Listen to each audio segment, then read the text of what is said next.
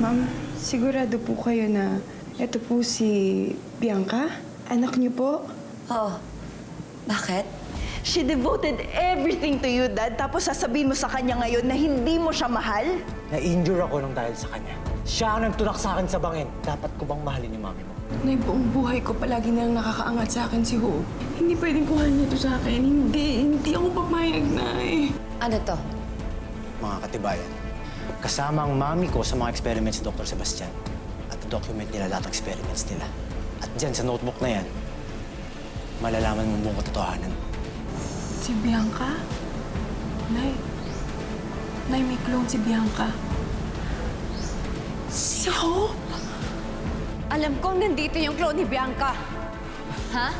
Tinatago mo siya dito eh. Ayan, sinasabi ko sa'yo, walang clone dito, okay? Clone na yan?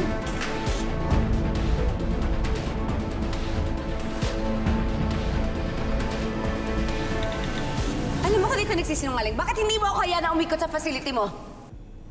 Ma'am, Tumigil ka!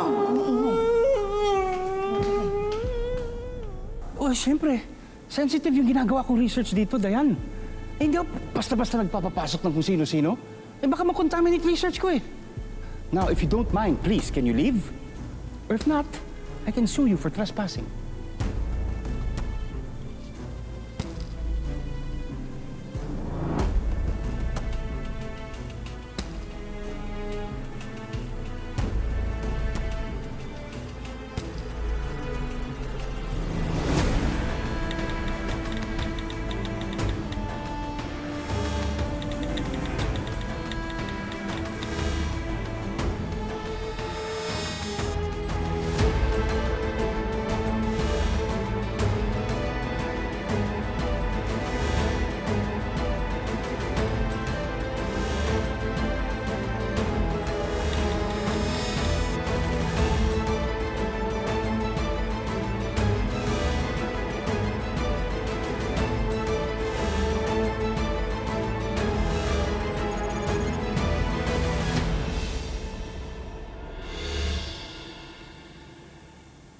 Bakit niyo ako nilalayo kay Ma'am Dayan?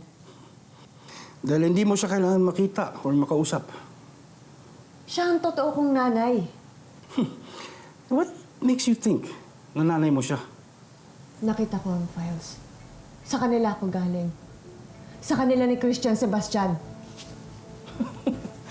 So, yan pala ang pinagagawa mo dito?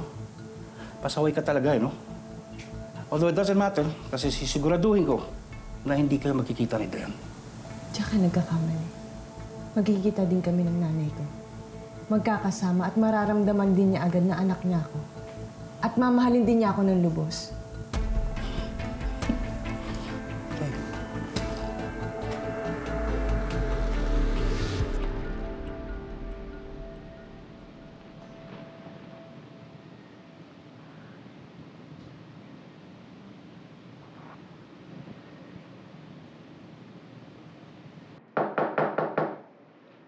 Pasok.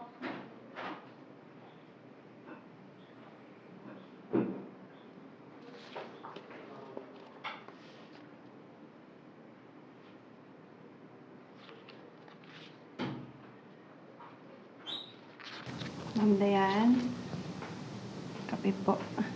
Patong mo na lang dyan. Salamat. Dito po sa mga papeles. Lapag mo na lang dyan. Sige po.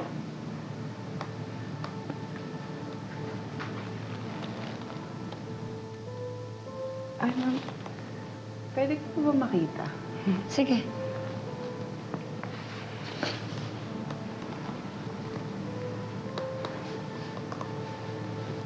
Ma'am, tungkol po ba sa cloning to?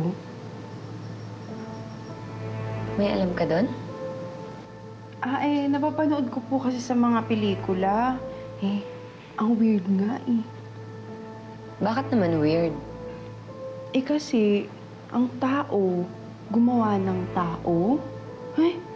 Parang monster yung mga yan eh. Naku, sa tingin ko talaga, monster sila. Hindi naman siguro. Opinion ko lang naman to, Ma'am Dayan. Pero sa tingin ko kasi, nakakatakot sila. Mali mo, mga agresibo pala yung mga yun, di ba? Oh, mamaya saktan tayo. Hindi tao yung mga yun. Di ba?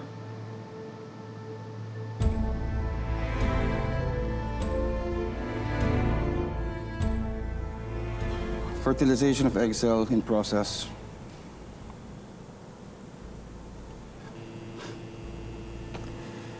Procedure 231 failed. Ginawa na natin lahat ng permutation. Ano pa ba natitira? I don't know. Si Christian got the procedure right.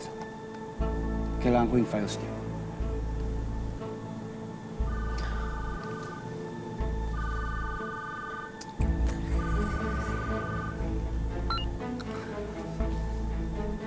Yes, TSB? Lucas, ano ng progress? Well, TSB, as of now, wala pa eh. We're still waiting for the egg cell to be viable. Ang tagal ng Lucas, ha? Nauubusan ako ng oras. Get results or else babawiin ko ang milyong-milyong ininvest ko sa'yo.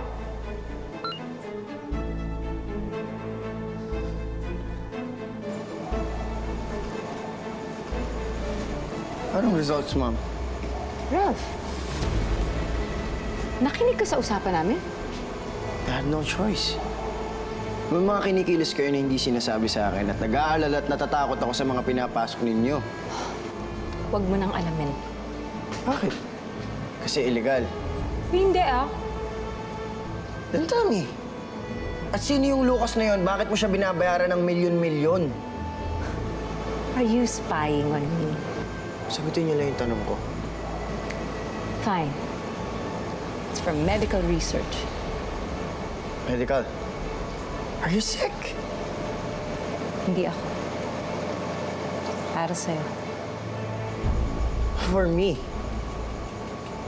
Pero wala akong sakit. Wala nga. Wala pa. Your father died of a rare disease, and it's possible na hereditary yun.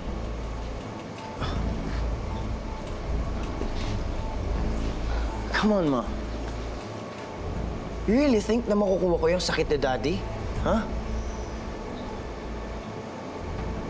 Na pwede namang hindi. Di ba? Masyado kasi kayo nag-aalala sa mga bagay na pwede namang hindi mangyari. I just want us to be prepared, anak. Okay? Kaya ako binabayaran ng malaki si Lucas because he is searching for a cure for you. Ano ibig mo sabihin? I already lost your dad. I'm not going to lose you. Yung ginagawa ni Lucas, makakatulong to. It will help. This is all for you.